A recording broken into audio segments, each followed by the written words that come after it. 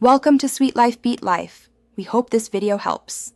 You start by cutting power to the system, shut down, unplug the AC adapter, and remove the battery.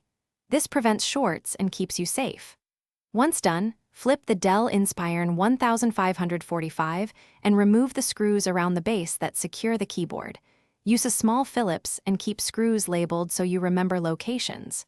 You'll want a plastic pry tool to avoid chipping the bezel, and tweezers to handle tiny screws. These steps speed the process and reduce risk of damage. Once the base screws are out, turn the laptop right side up, open the lid, and pry the keyboard's front edge up gently. Feel for the plastic clips and lift evenly so you don't crack the bezel. Next, slide the keyboard forward slightly to access the top retaining tabs and release them one by one. Take your time so clips don't break.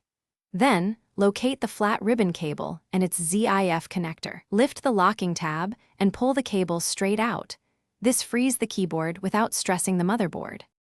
To install the replacement, align the ribbon cable straight into the ZIF connector and press the locking tab down so the contact is solid. This ensures electrical continuity. Once connected, angle the keyboard into the top slots, press the front edge down until every clip snaps in place, then replace the screws you labeled earlier. Make sure to reinstall the battery and boot the laptop. Test every key. If some keys fail, reseat the ribbon and check the connector. If still faulty, try an external USB keyboard to Thanks for watching.